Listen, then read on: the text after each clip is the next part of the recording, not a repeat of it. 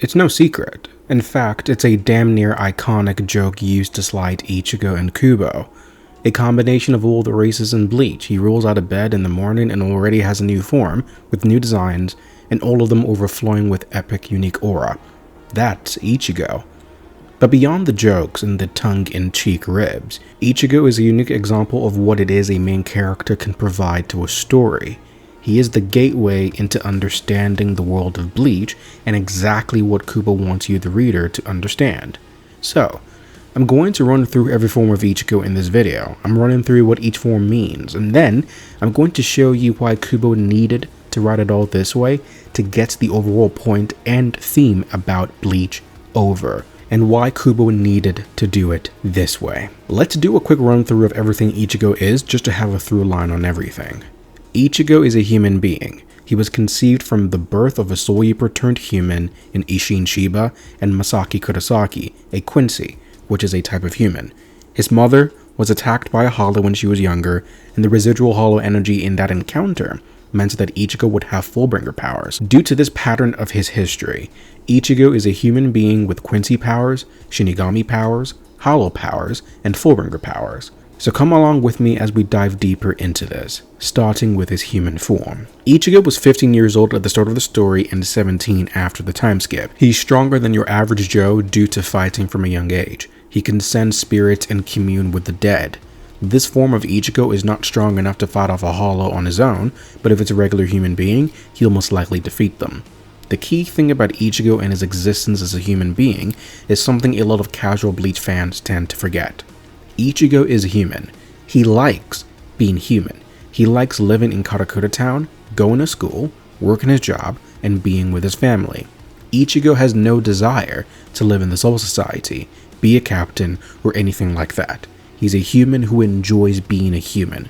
So before we get all supernatural up in here, please remember that. Through his encounter with Rukia, Ichigo absorbed her Soul Reaper powers and became a Shinigami himself. I'll call this the substitute Soul Reaper form. In this form, Ichigo possesses the power of a Soul Reaper, but strictly speaking, it's the power he stole from Rukia. The Zanpakuto he wields is not his own, and the power itself is not his own. His Zanpakuto in this form is massive and a reflection of his very large spiritual energy.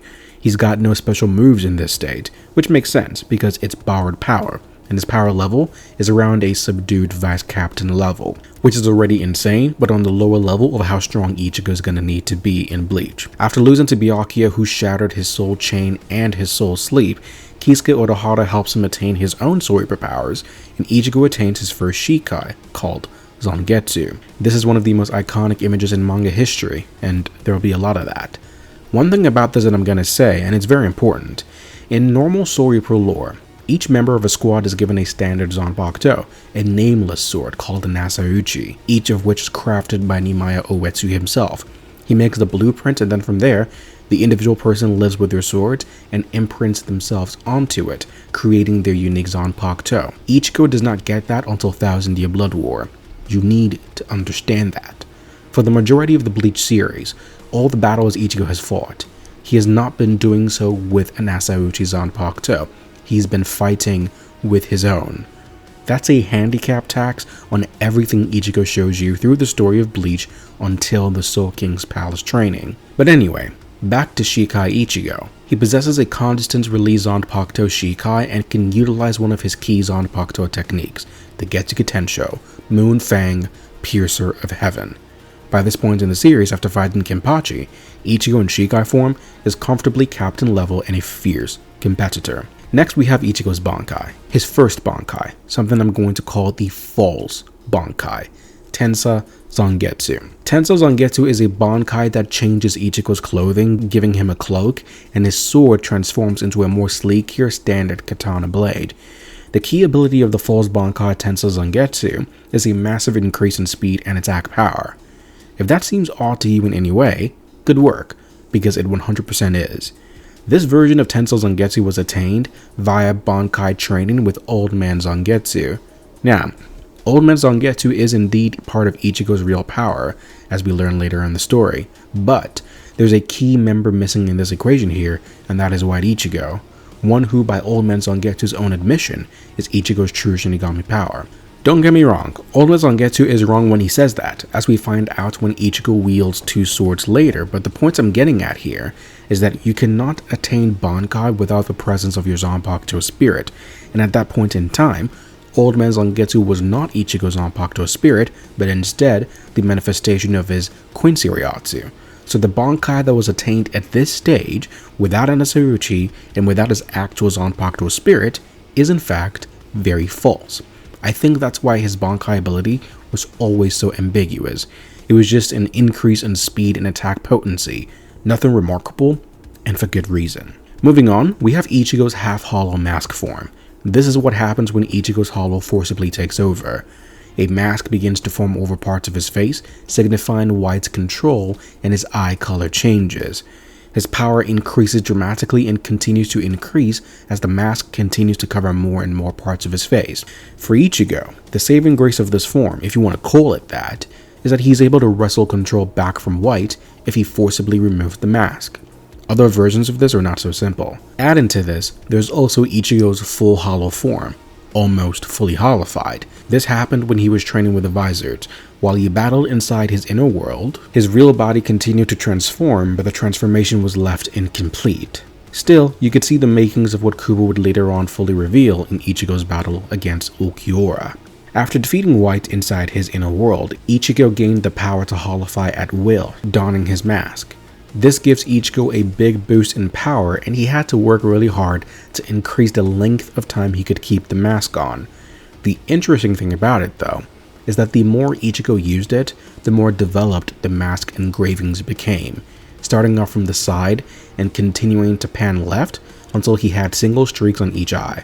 When you compare it to the fully hollified mode, or Vasto Lorde form, it looks very much like that. So, in a way, the mask has been progressively looking more and more like the engravings you'd expect on a fully hollified White Ichigo. Another key thing to note is the color. The color of his mask engravings start off red but progressively get darker until they're black. This gives even more credence to the notion that the hollow markings were progressively just getting closer and closer to what Ichigo's Vasto Lorde form mask looks like, including the colors. So, let's talk about Vasto Lorde Ichigo, or more accurately, fully hollified Ichigo.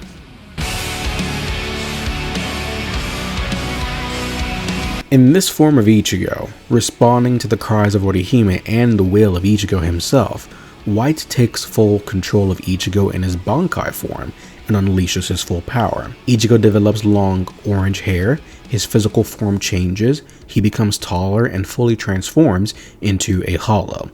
The reason people have called this Vasto Lorde is because he fits the bill of what would be considered a Vasto Lorde class hollow, not to mention the fact that he absolutely destroys Ulquiorra. Do note though, this form of Ichigo that you see here, Vasto Lorde, is Ichigo with only an arm sleeve's worth of spiritual pressure at his disposal.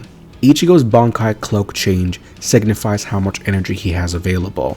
So, whatever level you think Vasto Lorde is here, he's much stronger than that, because he's operating on less than half of Ichigo's power at that time, all with a false bankai, forged by one who was a fraudulent Zanpakuto spirit, all with a Zanpakuto that was formed without an Asaruchi. Do you understand how insane Ichigo Kurosaki is yet? Vasto Lorde Ichigo is faster than Ulquiorra, he has more destructive power than Segunda Etapa's Lanza del Rampago, and most of all, the most incredible feat of all, he has instant regeneration abilities beyond that of any Espada, including Ulquiorra himself. Ulquiorra is unable to regenerate internal organs, but White Ichigo can. That's how incredible he is. The next form of note with Ichigo is the Dangai. This is the form Ichigo takes on after training in the Dangai with Zangetsu for about 3 months. Ichigo returns looking older, his Zanpakuto has merged with his hand, and his bankai chain is wrapped around his arm. In this form, Ichigo has tremendous strength and speed, enough to overpower Aizen Sosuke himself. He tanks Aizen's Fragor attacks, he breaks through a full incantation Hado 90 from Aizen in his transcendent form, and he does all of this without breaking a sweat. The awesome thing about this form lies in the character implications, more so than its raw power, in my opinion. The Dangai form to me, and I'm working on this video to come out next, is crafted around this Kubological idea of Deicide. That's what Kubo called the chapters towards the tail end of the Fate Karakura Town arc. Deicide, which means to kill God, or the killer of God.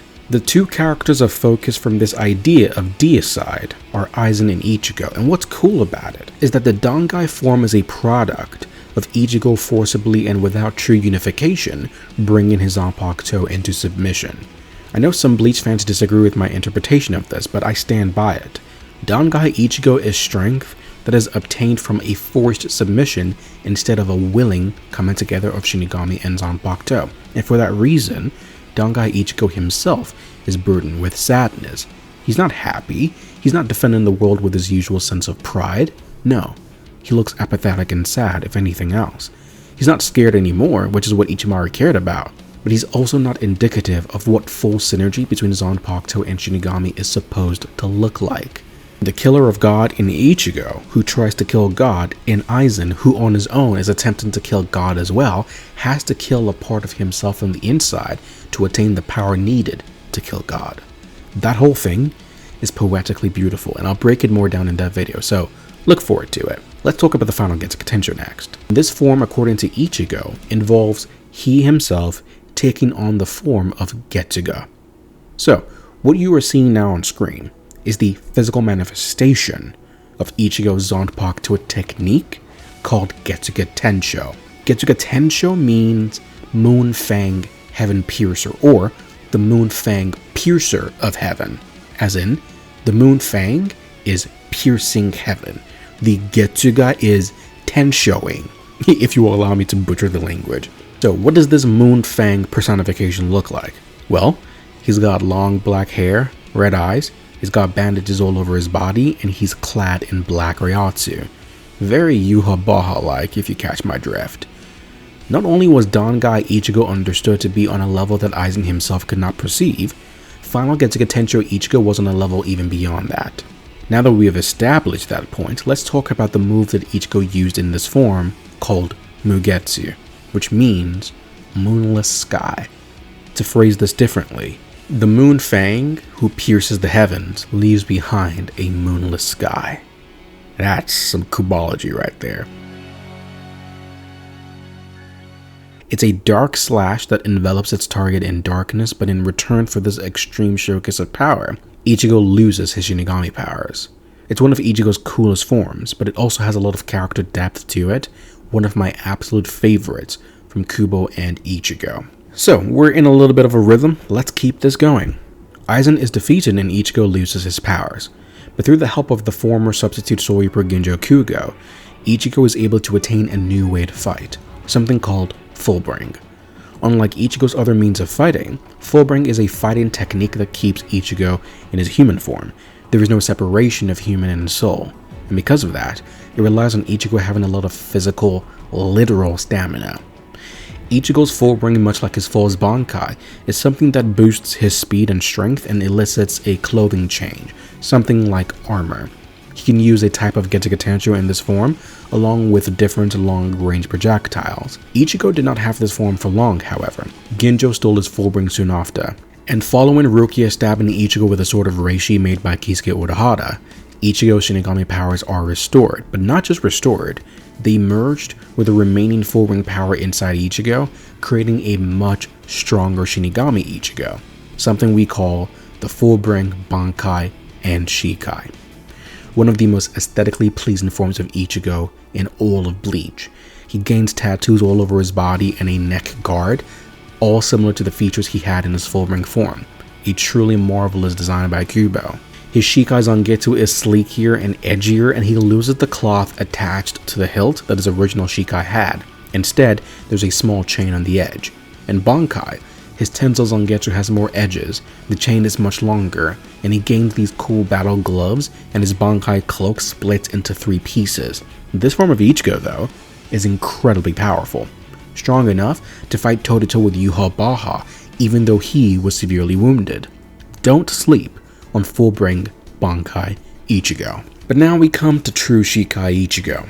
After getting his Bankai broken by Hashvalth, Ichigo is sent to the Soul King's palace to reform his weapons. While he's there, he sends back to the world of the living by Nimaya Uetsu and learns of the truth regarding his birth. Upon his return, Nimaya gives him a real Asauchi and reforges Ichigo's blade, but not until Ichigo descends into his inner world for a conversation with Old Man Zangetsu. Here, as you all know, he learns the truth that Old Man Zangetsu is the personification of his Quincy powers and not his Zanpakuto. The true personification of his Zanpakuto powers, according to Old Man Zangetsu, is the hollow, white. But when it comes time for Ichigo to make his choice, Ichigo decides to acknowledge both Old Man Zangetsu and White as both Zangetsu, attaining full access to his powers that were once being repressed by Old Man Zangetsu. What we have here is the thematic fulfillment of what Dangai Ichigo was, where that was an incomplete synergy of Zanpakuto and Shinigami due to the Zanpakuto not wanting to comply but being forced to. This is a full assimilation of all three sides into an agreement for what is the best course of action for Ichigo. I will not ask you to get out of my way anymore, and I will not ask you to lend me your power. I will fight for myself because you are me. The blade is me, the literal most important moment in all of Bleach. That is why it makes sense for true Zanpakuto Ichigo to be stronger than Dangai Ichigo, not just power scaling wise, but also thematically. Donning the armor made by the great weavers in Jumaru, Ichigo is at his fighting best. He's focused, he's confident, and he's sure of himself. Boasting powerful attacks like his patented Getsuga Tensho and his new Getsuga Jujusho, Ichigo shows how powerful he is, easily overpowering the Bambis and Yuha himself when they fought the second time. But in this form, Ichigo can also use his Quincy powers. He doesn't Reishi harness, but he does use BLEACH to defend himself in battle, and as we'll find out in just a second, Ichigo's Zanpakuto Shikai ability to me is the ability to overlay his Quincy and Hollow powers into his Shinigami powers to attain greater power. I'll explain that in this section. Let's talk about Horn of Salvation Ichigo. So, listen. A lot has been made about this form of Ichigo, and I want to restate what my stance has been about this for years now. Barring any disagreement of what to call it, I'll keep calling it the Horn of Salvation for now. This is what is important to understand about Ichigo. True Shikai Ichigo has two Zanpakuto, Hollow and Quincy, two swords, representing two power structures, and so, if you ask me what Ichigo's Zanpakuto abilities are, it stands to reason to conclude that Ichigo's Zanpakuto powers give him the power to use Hollow and Quincy powers with his Shinigami abilities. I've been on record stating this many times before. Think about it. Shinji Hirako is a Shinigami who became hollowified. In order to use Hollow powers, Shinji puts on a mask. That's cool. His usage of that mask is very different. Kanade is a Shinigami ability. It's very different from what he does with Hollowification, even though he is technically able to use Hollow powers. But Ichigo is very different. True Shikai Ichigo's Zanpakuto powers are those abilities. So when Ichigo uses a Sero, he's using his Zanpakuto for that. When he uses BLEACH, he's exercising his Zanpakuto abilities there. When he combines a Grand Ray Sero with a Getsuga Tensho, he's using Zanpakuto abilities. Do you understand? Zangetsu is a Zanpakuto that allows its user to take on the abilities of Quincy's and Hollows and apply that to the Shinigami powers, utilizing the relationships between these three races to elicit greater power. So, Horn of Salvation is not Ichigo putting on a mask. Horn of Salvation is Ichigo tapping into his Hollow powers by using Quincy powers to awaken White. He manipulates the balance and the relationship between the different species in BLEACH to elicit his desired outcome. This form of Ichigo, Horn of Salvation, puts up a great fight against a Soul King absorbed Yuha, who quite simply at this point in time is the most powerful being in the BLEACH universe. His Grand Ray Getsuga Tensho is one of his most powerful techniques, if not his literal most powerful technique, combining the Getsuga Tensho with the destructive powers of a Grand Ray Sero. As powerful as Ichigo is in this form, however, he's unable to beat Yuha Baha, so he calls on his bankai, Tensho Zangetsu. Ichigo puts the white and black blades of the Shikai together and they form into one blade. Chain from the hilt connect to the tip of the blade. This time, there's no physical clothing change, and Ichigo's bankai is stacked on top of his Horn of Salvation form. What does it do? Well, that's up for speculation. I won't make any crazy assumptions. All I will say is whatever it does, it scared Yuha enough for him to break it in the future. Some people talk about fate manipulation. I'm not here to do that, although I do understand the concept and the logical train of thought that those people are using. I'm just not going to put that here because it is theoretical. If Kubo wants us to know what it is, literally, he's going to have to show us in the anime in a couple months. After Ichigo regains his bankai with the help of Tsukishima and Orihime, he clashes with Yhwach and the white outer part of the blade shatters, leaving behind the rest of the sword, which looks like his original Shikai. According to Kubo, that white part is the sheath, and the other part is the blade. Kubo states that Ichigo can still revert the swords into two if he wants to, but I think Ichigo probably feels more comfortable with his old Shikai style, and that's why he keeps it in the Hell arc as well. All in all, I've given you a comprehensive outlook on all of Ichigo's forms and abilities in the Bleach manga, but now, to tie this all together, we need to break this down even further to explain A, why Kubo is a genius for doing this way, and B, why it's a perfect choice for the Bleach story for Ichigo to be, quote, a mixture of everybody. If you understand why Kubo is doing this, it makes all the sense in the world, and honestly, it's a stroke of storytelling genius. So let's do that. You see, main characters are an important part of every story we indulge ourselves into. They provide us with a gateway into the world within, and a path into the mind of the author. And more often than not, what you'll find is that the thematic questions the author asks through his story are answered sometimes in part by the main characters themselves. I'm of the opinion that Bleach works in a similar way. I believe that Ichigo is Kubo's answer to Bleach's ultimate question. Allow me to explain. I'm sure everybody understands the idea of stories having themes. That's not a new thing. But the distinction I want to strike here for this video is to separate the theme of the story from the theme of the world itself. So, for example, we understand that a story might exist within a certain setting, within a certain world. My perspective here is that the world in of itself on its own has a theme, and the story that occurs within the world also has a theme. And they're not always the same thing, even though they overlap in many areas. So I'm going to use two examples and then I'll get to Bleach specifically, and I'll rely on Bleach's big three counterparts and One Piece and Naruto. So bear with me here, but I think this will capture the points I'm making better. So for example, Oda's One Piece. The theme of One Piece as a story is about freedom and dreams, chasing dreams. Monkey D. Luffy wants to be king of the pirates and he goes out to achieve his dream, and there's a ton of characters in One Piece who are all about attaining their dreams. But there's also an underlying theme of freedom, the freedom to go out into the unknown and find something, make something of yourself, and everything between. But as much as there is the theme of the story of One Piece, there is also the theme of the world of One Piece. The world of One Piece in of itself has a thematic question. And the question that Oda poses for the world of One Piece is about racism. I don't know if that strikes you as odd or not, but One Piece as a story tackles the idea of racism. The different species in One Piece, from the Tontata, the fishmen, humans of all different levels, places, bloodlines, from giant folk to minks and everything in between, the celestial dragons and all of these other individuals. One Piece is a story that tries to combat the ideologies of racism. And Oda's answer to this question about racism in One Piece is answered through Monkey D. Luffy's own ideology. His goal, I mean, he hasn't said it yet, but we know what it is, to have the biggest party spanning the entire world where anyone from any walk of life, looking however they may look, is welcome to come and eat at his table. Where our differences don't mean that one person is better than the other, where we're free to eat, laugh, and enjoy the wonders of this world together.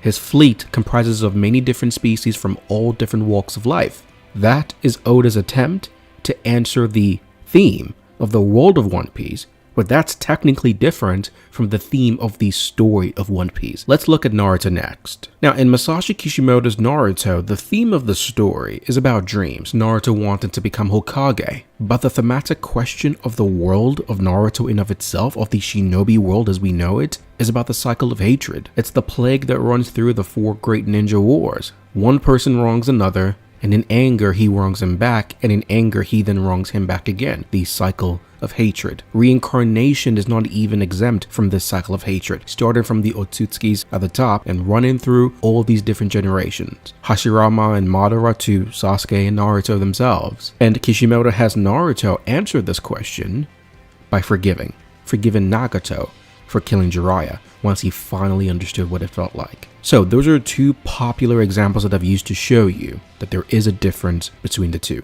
Now we can talk about Bleach. The thematic question about Bleach as a story is concerning the fear of death, and Kubo answers this with the idea of the footsteps of the brave, the courage to still keep moving forward, as we got in the final chapter of Bleach, which was monologued by Aizen Sosuke ironically. But the thematic question of the world of Bleach is about something else.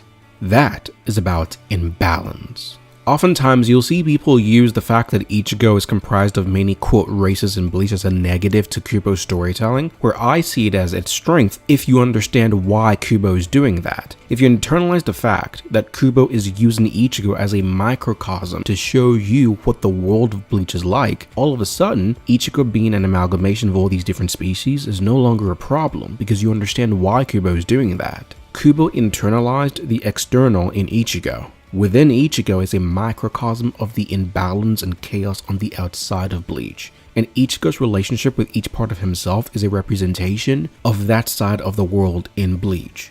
And his resolution provides an answer in each scenario. And at the end of Ichigo's journey, Kubo makes a commentary on the answer to the question about imbalance using Ichigo as his muse. So let's talk about the world of Bleach, because you won't understand why this question is important if you don't understand the world of Bleach. So I'm going to give you some very important details about the world building that exists within Bleach, and I'll tie it all together so you understand where I'm coming from. The first thing we need to understand about the world of Bleach as you know it is to establish this point. In Bleach, the current world you are introduced to is not natural. It's unnatural. It's artificial. Let me explain. So, based on Thousand Year Blood World content, and also contents we've gotten in the novels, the current world as you know it is a created world by specific beings who were alive in a time before, the primordial era. Now, as history would explain it, the Soul King, who was wielding the Almighty, using the triplet world technique, separated the world into their specific spaces from the primordial sea. I've been calling the era before the Soul King used the triplet world technique as the primordial era,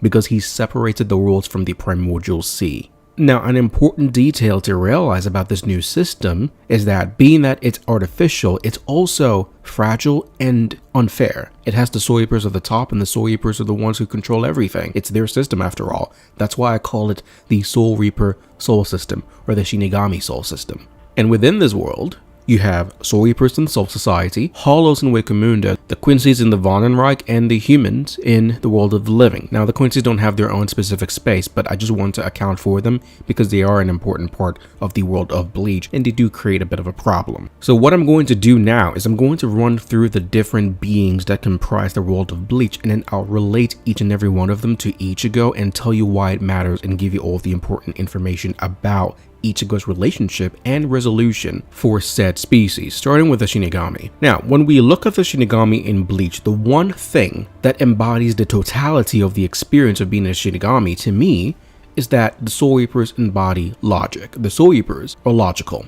Allow me to explain. So, in the world of the Shinigami, in the world of the Soul Reapers, think about the aspects that make up their day-to-day life. Zanpakuto is created by Nimaya Uetsu with a very structured system in place. The Shihakusho was created by Senjumaru with a very structured, logical system in place. Names were chosen by Ichibe Hyosube. They go to school to be taught how to be a Soul Reaper. The Shinyo Academy, an institute for learning, for logic. They're taught spells to be learned, the Shikai, the bankai. Shinigamis are all about logic. They give you an Asauchi and they ask you to stay with the Asauchi, pour your soul into the Asauchi. Eventually, you'll be able to know its name, and after knowing its name, you're meant to form a bond with it that allows you to raise your power. The entire system is very logically set up. There is a tried and true method that has been logically placed for people to follow.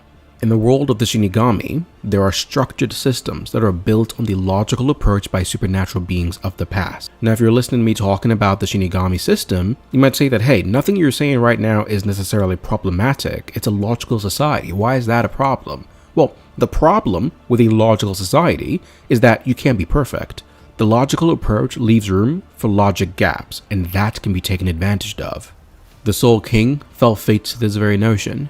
They used him to separate the worlds, but logic dictated that he was so powerful that if they left him unabated, he could turn on them, and so the nobles decided to turn on him first. A very logical approach, however, wasn't very nice, was it? Central 46, a government body that makes the laws and the rules that the Serite must follow. That's a logical approach right there, right? Creates an organizational body that'll be in charge of making the laws and the rules that everyone is supposed to follow. That makes sense, except what happens? Without regulation, the laws go out of control and you run into all manner of problems.